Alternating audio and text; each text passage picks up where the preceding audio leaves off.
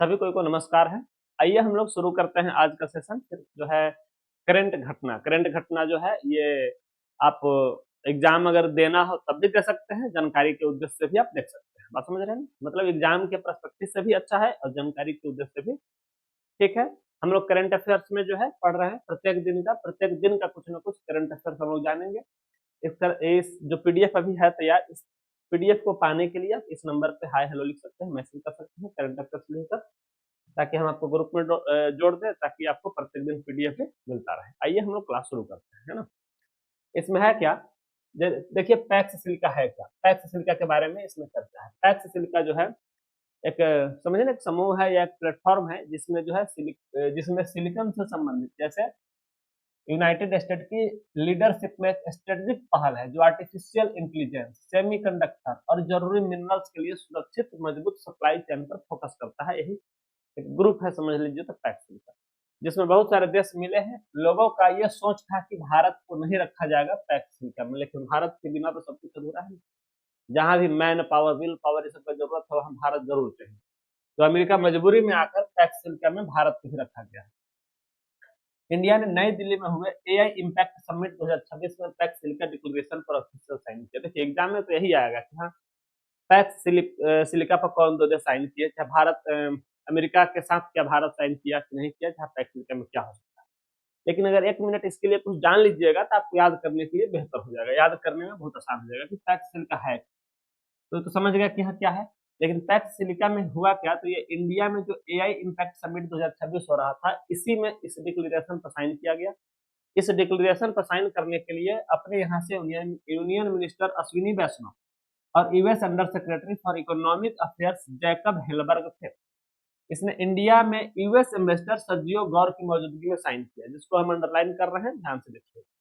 Alliance का क्या उद्देश्य और फोकस था, तो इस अलायंस का मकसद एक भरोसेमंद टेक्नोलॉजी इकोसिस्टम बनाना है, जिसके जरिए, यानी सीधा समझिए ना कि चिप्स वगैरह बनकर एकदम धारा प्रवाह बने, पूरे दुनिया में धारा प्रवाह दिखे, यही इसका उद्देश्य है। किसी भी समस्या में वो रुके नहीं, बनता रहे, चलता रहे। जैसे अभी हाल ही में जब लॉकडाउन ये सब लगा था, उस टाइम क्या हुआ था कि गाड़ी अगर खरीदने जाते तो 2-2 साल, 1.5-1.5 साल लेट गाड़ी मिलता। अगर आपको 4 चक्का कोई खरीदना है तो जाते तो 1 साल बाद का नंबर आपको मिलता। यानी कि केवल ये सिलिका समझे तो चिप्स वगैरह के वजह के कारण वो रुक गया था, डिले हो रहा था। तो ये सब डिले ना हो, इस सब के लिए ये सब व्यवस्था किया जा रहा है, ठीक है ना। अमेरिका के द्वारा खासकर किया जा रहा है, जिसमें भारत निश्चित रूप से शामिल है। अब आइए हम लोग देखते हैं कि भारत और स्वीडन, देखिए इसमें क्वेश्चन क्या क्या बना इस वाले में कि भारत ने किस देश के साथ पैक्स सिलिका डिक्लेरेशन पर साइन किया। तो किस देश के साथ किया, यूएसए के साथ।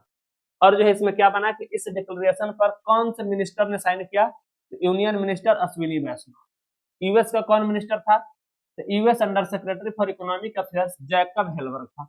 इंडिया में किसके सामने ये साइन किया गया, तो यूएस के एम्बेसडर सर्जियो गौर के सामने। ये सब बात याद रखिएगा। हम लोग चलते हैं अगले क्वेश्चन। इसमें क्या क्वेश्चन है आप देखिए ठीक से।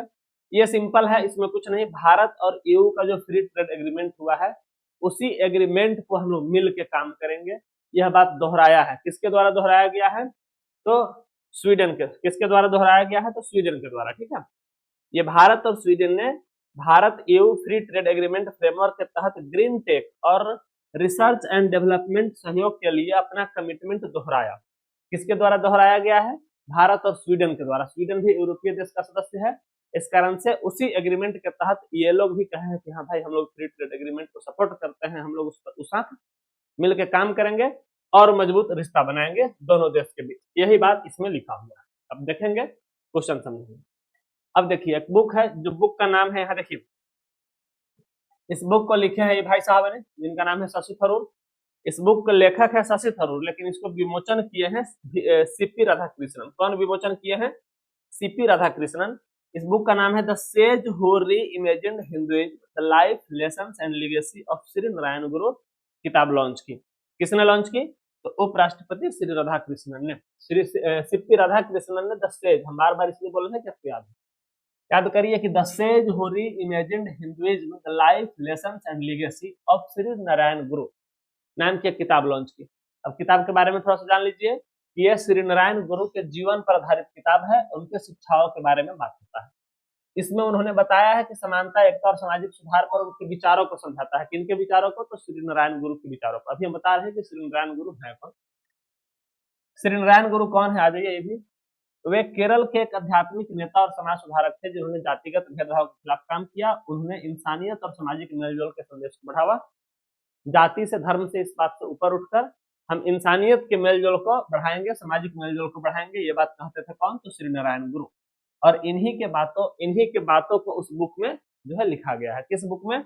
बुक का नाम है द सेज हू री imagined Hinduism, the life, lessons and legacy of Shri Narayan गुरु। ठीक है, किताब क्यों जरूरी है? उनके बातों के प्रचार प्रसार के लिए किताब जो है जरूरी है। उनके जीवन में क्या क्या वो मेहनत किए, क्या योगदान दिया अपने जीवन में दुनिया को, इसके बारे में उस किताब में लिखा हुआ है। देखिए, जापान में एक टूरिस्ट प्लेस था।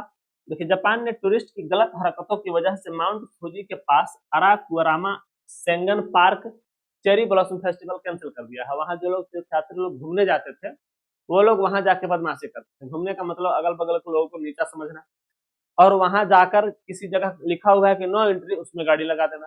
कहीं लिखा हुआ है कि ये प्राइवेट प्रॉपर्टी है, उसमें घुस जाना, मतलब जबरदस्ती का काम करना। इसके कारण वहां के लोगों ने शिकायत किया, और लोग शिकायत करने के बाद जो है उस जो मेला लगता था, ये अच्छे जगह को लोग देखने पहुंचता था, टूरिस्ट लोग, उसको कैंसिल कर दिया गया है। यही बात इसमें पूरा लिखा गया है। देखिए, किस देश ने माउंट फूजी के पास चेरी ब्लॉसम फेस्टिवल को कैंसिल किया है? तो जापान ने। ध्यान रखिएगा, चेरी ब्लॉसम को किस देश ने कैंसिल किया है? जापान ने। तो क्यों कैंसिल किया है?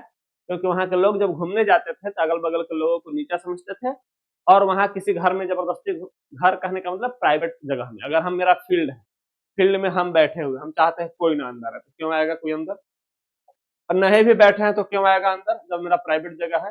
कहने का मतलब कि कोई अगर सरकारी जगह है, कोई घूमने वाला जगह है, तो वहां घूमे, मेरे घर में क्यों आएगा? तो वहां के लोगों के शिकायत के बाद जो है इस मेला को रद्द कर दिया गया है।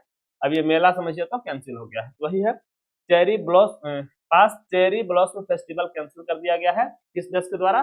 तो जापान के द्वारा। ठीक है, यह मेला जो है 10 साल से अधिक से लगता था। यहाँ लोग उत्सव मनाने जाते थे बिना मतलब का, और कोई खास बात इसमें था नहीं। ये सब प्रॉब्लम है जो अभी हम आपको बताए कि प्राइवेट प्रॉपर्टी में बिना इजाजत के साथ घुमाई फिराई कर। देखिए आगे क्या है। भारत और केन्या ने डिजी लॉकर पायलट प्रोजेक्ट के तहत इम्प्लीमेंटेशन फ्रेमवर्क एग्रीमेंट पर साइन किया। आप सीधा यह समझ लीजिए कि डिजी लॉकर पहले भारत में काम करता था, तो अब जो है केन्या में भी काम करना शुरू करेगा। डिजी लॉकर है क्या? तो डिजी लॉकर एक ऐसा एप्लीकेशन है, यानी कि ऑनलाइन एप्लीकेशन है, जो आप मोबाइल में रख सकते हैं। तो आपको ड्राइवरी लाइसेंस भी उसी में मिल जाएगा, आपको आपके क्लास का सर्टिफिकेट भी उसमें आप रख सकते हैं, आपका पैन कार्ड, और और भी बहुत सारा जो आपका कागजात है, सब कुछ उसमें आप रख सकते हैं, और हर जगह मान्य है। अगर आप कहीं गाड़ी से जा रहे हैं और आपको जो है ड्राइविंग लाइसेंस मांगेगा, तो आप मोबाइल में ही फोटो दिखाएंगे तो नहीं मानेगा, लेकिन वो मोबाइल में डिजी लॉकर में दिखा देंगे तो मान जाएगा कि हाँ भाई आपका जो है ड्राइविंग लाइसेंस बना हुआ है। और ऐसा नहीं कि किसी दूसरे का ड्राइविंग लाइसेंस आप अपने मोबाइल में रख सकते हैं। सब कुछ वेरिफिकेशन होने के बाद आप ही के मोबाइल में वो डाउनलोड होगा। जिस मोबाइल में वो सिम लगा हुआ होगा, जिसमें आधार कार्ड जुड़ा हुआ होगा, सब कुछ एक दूसरे से लिंकेड है, तो आप उसका यूज कर पाएंगे डिजी लॉकर में। और यही डिजी लॉकर अब साइन किया गया है किस देश के द्वारा? तो केन्या के द्वारा, कि अब केन्या में भी ये काम करना शुरू करेगा। यही से बात इस पर लिखा हुआ है। किन दो देशों ने डिजी लॉकर इम्प्लीमेंटेशन एग्रीमेंट पर साइन किए? तो भारत और केन्या ने। ध्यान रखिएगा किस देश ने? भारत और केन्या ने। डिजी लॉकर क्या है यह समझ गया सब कुछ? ये सब इसमें लिखा हुआ है, यही सब बात। ठीक है, चलिए आगे चलते हैं। डिजी लॉकर क्या है? तो इसका क्या फायदा है? तो पेपरलेस सिस्टम को बढ़ावा देता है, जिससे समय और खर्च बचता है। अब हम जो है बैग में रखे रहेंगे सब कुछ, आधार कार्ड, ड्राइविंग लाइसेंस, और भी गाड़ी का आरसी, और भी जो कुछ रखे रहेंगे। जब कोई पुलिस कहेगा या फिर कोई चेक करने वाला मांगेगा, तो हमको बैग खोलना होगा, खोल के दिखाना होगा कि लीजिए देखिए सब कुछ इसमें है। उससे तो अच्छा है कि भाई मोबाइल में देख लो, भाई देख लो, जाम अपना काम करो, हमको जाने दो। आइए, शिलोंग के एमपी रिक्की एजे सिंह कौन? ध्यान दीजिएगा, ये शिलोंग के एमपी है रिक्की एजे सिंह कौन। इनका निधन हो गया है। एक अच्छे नेता माने जाते थे अपने एरिया के, अधिक से अधिक दिनों से नेता थे। इनका निधन हो गया है, जिसके कारण वहां का हाल, वहां के लोग, मतलब बहुत सारा लोग शोक मनाया। अन्य नेताओं लोग, नागरिकों, दोनों ने ही शोक जताया। सब मौत का कारण क्या था? ये खेल रहे थे फुटबॉल खेलते समय इनका किसी तरह पैर फिसला और गिर गया। अच्छा, पैर नहीं फिसला, एक्चुअली उनका दिल का दौरा पड़ा या दिल में मतलब कोई अंदरूनी प्रॉब्लम के कारण ये गिर गया, और गिरने के कारण गिर गया, फिर उसके बाद इनका मृत्यु हो गया। तो ये मृत्यु हुआ किसी दिक्कत की वजह से, न कि गिरने के कारण। वो किसी अंदरूनी दिक्कत, दिल की प्रॉब्लम आदि की वजह से वो गिरे और गिरने फिर उसके बाद उनकी मृत्यु हो गई। ऐसा नहीं कि फुटबॉल खेल रहे थे तो गिर के मर गए, ऐसा नहीं है।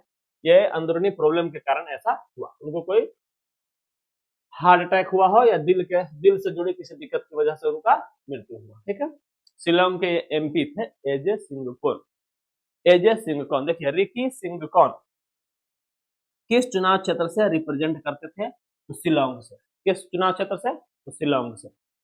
New India France aeronautics skilling centre की घोषणा, देखिए ये क्या है, कितना अच्छा चीज है। ये तो फ्रांस का, समझे, भारत फ्रांस का अभी जो है रिलेशन एकदम गोल्डन स्तर पे है। ठीक है, अभी ये लोग क्या किए हैं, तो एरोनॉटिक्स स्किलिंग सेंटर की घोषणा की है, यानी कि कॉलेज खोलेंगे। कॉलेज में क्या होगा, तो एरोनॉटिक्स से संबंधित सब कुछ बात सिखाया पढ़ाया जाएगा। जैसे कैसे हम एरोप्लेन उड़ाते हैं, कैसे इसको ओवरवाइलिंग करते हैं, कैसे इसको मेंटेनेंस करते हैं, एयरपोर्ट को कैसे मेंटेनेंस करेंगे, एयरपोर्ट पर एयर होस्टेस रहेगी तो वो कैसे बोलेगी, कैसे, मतलब कि ये सब कुछ इसमें सिखाया जाएगा। एरोनॉटिक्स से संबंधित बात इसमें जो ये कॉलेज खुलेगा, यही सब बात सब कुछ इसमें लिखा हुआ है कि maintenance, airport operation, defence manufacturing, alliance, arrow space domain, इस सब के बारे में सिखाया जाएगा, लोगों को बढ़ावा दिया जाएगा। पूरे दुनिया में यहाँ के वर्कर लोग जाएंगे, वर्कर नहीं कहेंगे उसको, इंजीनियर कहेंगे इस कॉलेज के, चाहे जो भी खुलेगा यहाँ से पूरे दुनिया में यहाँ से लोगों को सप्लाई किया जाएगा कि भाई जाइए पूरे दुनिया में काम करिए। देखिए कानपुर में क्वेश्चन है, ये देख लीजिए। कानपुर में India France centre of excellence की घोषणा किसने की? तो नरेंद्र मोदी ने।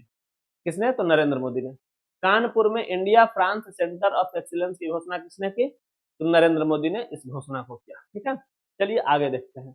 वेनेजुएला ने एमनेस्टी बिल को मंजूरी दी, जिससे कई पॉलिटिकल कैदियों को रिहा किया जा सकता है। ध्यान दीजिए ये क्या था, हम समझा देते हैं आपको, पूरे वही बात है, पढ़ने से कोई फायदा नहीं। वेनेजुएला में एमनेस्टी बिल को मंजूरी दी गई, जिससे वही वेनेजुएला जहां अभी उसके राष्ट्रपति को उठा कर ले गया अमेरिका, वही वेनेजुएला है। वेनेजुएला ने एमनेस्टी बिल को मंजूरी दी, जिससे कई पॉलिटिकल कैदियों को रिहा किया जा सकता है। यह है क्या कि वहां जो पहले मदुरो था शासक, वो बहुत दिनों से शासक, और उसको कोई विरोध करता था तो उसको पकड़ के जेल में रख देता था। अगर कोई लंबा विरोध कर दिया, कोई छोटा मोटा विरोध किया तो कोई बात नहीं, जैसे कोई लगातार 1 साल तक विरोध किया, अब समझेगा कि मादुरो समझेंगे कि अब ये कोई बड़ा खतरा हो सकता है मेरे लिए, तो पकड़ के उसको जेल में डालो। ऐसे करते करते बहुत सारा कैदी लोग जेल में चला गया था। लीडर कैदी मतलब नेता लोग था जो जेल में चला गया था किसी किसी कारण से, छोटे मोटे कारण से। उसी सबको निकालने के लिए एक बिल लाया गया है, उसी को कहा गया है, वेनेजुएला ने एमनेस्टी बिल को मंजूरी दी, जिससे कई पॉलिटिकल कैदियों को रिहा किया जा सकता है। खतरनाक कैदी को रिहा नहीं किया जाएगा, पॉलिटिकल कैदी को रिहा किया जाएगा। जो कहीं आंदोलन कर रहे हैं पकड़ा के जेल में चले गए, जो कोई बात विवाद हो रहा है पकड़ा के जेल में चले गए, कोई सरकार का विरोध कर रहा है पकड़ा के जेल में चले गए, उन लोग को छोड़ा जाएगा। वही है इस कानून का मतलब। किस देश ने नए एमनेस्टी बिल को मंजूरी दी? तो वेनेजुएला। किस देश ने नए एमनेस्टी बिल को मंजूरी दी? तो वेनेजुएला ने दी। ये ध्यान रखिएगा, यही सब कुछ इसमें लिखा हुआ है। अगर कोई लोग, जैसे वहां किसी लोग को पता चल गया, ध्यान दीजिए ये भी बात इसमें लिखा हुआ है, कि किसी को पता चल गया कि अब हमको सरकार पकड़ के जेल में धर देगी, तो हम भाग जाएंगे विदेश, और हम चले गए विदेश, विदेश में ही है, वैसे लोग भी इसमें अप्लाई कर सकते हैं। यह कानून विदेश में रहने वाले लोगों को वकीलों के जरिए एमनेस्टी के लिए अप्लाई करने का भी इजाजत देता है, बिना तुरंत वेनेजुएला लौटे। बात समझे? यानी कि वो अप्लाई करेगा, अगर दोषी नहीं पाया जाता है तो उसको भी छोड़ दिया जाएगा, उसको भी इससे बरी कर दिया जाएगा। चल देखिए आगे, तो ध्यान रखिएगा कौन सा देश था वो? वेनेजुएला था। स्विस दवा बनाने वाली कंपनी नोवार्टिस $159 मिलियन की डील में भारत में लिस्टेड यूनिट से बाहर निकलेगी। कौन सी कंपनी है? तो नोवार्टिस। देखिए इसमें है कि कौन सी स्विस दवा बनाने वाली कंपनी $159 मिलियन की डील में अपनी भारत में लिस्टेड यूनिट से बाहर निकल रही है? तो नोवार्टिस एजी कंपनी। बाहर निकलने का क्या रीजन है? तो रीजन कुछ भी हो सकता है, लेकिन ये अपना जितना शेयर था 70% शेयर लगभग ये बेचकर बाहर जा रही है, यहाँ से भारत से। तो बेचेगी मतलब खरीदेगा कौन? तो कुछ ग्रुप है जो खरीद रहा है, जैसे नोवार्टिस एजी अपनी 70% शेयर होल्डिंग बेच रही है। यह हिस्सेदारी इन्वेस्टर्स के एक ग्रुप द्वारा खरीदी जा रही है, जिसकी लीडरशिप में यह है बेवराइज investment, Chrys capitals, Infinity partner. इस ट्रांजेक्शन के बाद यह ग्रुप कंपनी का कंट्रोल अपने हाथ में ले लेगा। पब्लिक शेयर होल्डर्स का क्या, क्योंकि 25% से ज्यादा हिस्सेदारी खरीदी जा रही है, इसलिए भारतीय बाजार के नियमों के अनुसार एक जरूरी ओपन ऑफर की जरूरत है। पब्लिक शेयर होल्डर्स को इस कीमत पर अपने शेयर बेचने का मौका मिलेगा। ठीक है, यह क्यों जरूरी है? यह कदम नोवार्टिस एजी के ग्लोबल ऑपरेशन की रीस्ट्रक्चरिंग को दिखाता है। ये सब इसके बारे में लिखा हुआ है, जो उसका जो ये नोवार्टिस एजी कंपनी है उसके बारे में कुछ लिखा हुआ है। आप यह समझिए कि किस कंपनी बाहर निकल रही है, कौन सी कंपनी, तो नोवार्टिस एजी कितना हिस्सेदारी बेच रही है, तो लगभग 70% हिस्सेदारी अपनी बेच रही है। हाँ, ये सबसे इंटरेस्टिंग बात है। चेक बाउंस मामलों में बरी होने पर अपील के अधिकारों को सुप्रीम कोर्ट साफ करेगा। ये है क्या, ये समझ लीजिए। चेक बाउंस क्या होता है? सभी कोई अपने अपने अकाउंट अगर बैंक में खुलाते हैं ना, तो आपको बैंक अकाउंट पासबुक के साथ साथ चेक देगा। चेक का मतलब ये होता है कि अगर आपको कुछ रुपया देना है और रुपया आपके अकाउंट में है, तो आप किसी आदमी को चेक काट के रुपया दे सकते हैं, यानी चेक काट के वो दे सकते हैं, वो आदमी वो चेक लेकर बैंक में जाएगा, बैंक से उसको रुपया मिल जाएगा। ठीक है, लेकिन क्या होगा कि किसी आदमी को हम 50,000 रुपया का चेक काट के दे दिए और मेरे अकाउंट में हम रुपया रखेंगे ही नहीं, चेक काट के उसको दे दिया और रुपया अकाउंट में रखेंगे ही नहीं, कभी दूसरे अकाउंट में रखेंगे, तो मेरा चेक क्या होगा, बैंक में जाएगा, बैंक में बैंक वाले कहेंगे कि नहीं, इस अकाउंट में रुपया नहीं है, कि आपको रुपया नहीं मिलेगा। इसी को कहा जाता है चेक बाउंस। किसी भी कारण से अगर बैंक से आपको रुपया नहीं मिला, आप चेक ले चुके हैं और आपको रुपया नहीं मिला, तो इसको कहा जाएगा कि चेक बाउंस हो गया। और इसका अगर आप कंप्लेन करते हैं तो उस आदमी जेल में भी जाएगा, कौन सा आदमी, जो आपको चेक काट के दिया रहेगा। ये इतना बड़ा मतलब दिक्कत होता है इसमें, इतना बड़ा कि अगर चेक बाउंस हुआ तो आप कंप्लेन कर सकते हैं, और कंप्लेन करिएगा तो निश्चित वो व्यक्ति जेल में जा सकता है, यानी कि समस्या आ सकता है, ये एक क्रिमिनल केस हो सकता है, ऐसे आप समझ लीजिए। तो इसी बात को लेकर अब जो है चेक बाउंस मामलों में बरी होने के पर अपील के अधिकारों को सुप्रीम कोर्ट साफ करेगा। ये क्या किया गया है, तो इस मामले में सुप्रीम कोर्ट में क्या हुआ ये जानिए। सुप्रीम कोर्ट ने यह तय करने के लिए मामलों की एक बड़ी बेंच को भेज दिया। अभी सुप्रीम कोर्ट में हुआ कुछ नहीं है, ये एक बेंच को भेजा गया है कि भाई आप इस पर निर्णय लेकर हमको बताइए। तो अभी बताया नहीं गया है, अभी सिर्फ भेजा गया है कि शिकायत करने वाले बरी होने के बाद सीधे अपील कर सकते हैं कि नहीं कर सकते हैं। मुख्य सवाल, एक सवाल ये भी कहा गया है कि इस पर भी निर्णय बताइए कि क्या शिकायत करने वाले को पहले हाई कोर्ट से अपील की लीव लेनी होगी, या वो बिना पहले इजाजत के अधिकारों के तौर पर अपील कर सकते हैं। इसी सब बात का निर्णय लेने के लिए कहा गया है सुप्रीम कोर्ट द्वारा किसी बेंच। बेंच कहने का मतलब 5 आदमी 7 आदमी का बेंच होता है, ग्रुप होता है, उसको कहा गया है कि आप लोग निर्णय लेकर इस पर हमको बताइए। तो वही निर्णय अभी चल रहा है, बाकी जो कुछ भी चलेगा आपको बताया जाएगा। अब हुआ हम लोग का आज का सेशन समाप्त। आज के सेशन में इतना ही।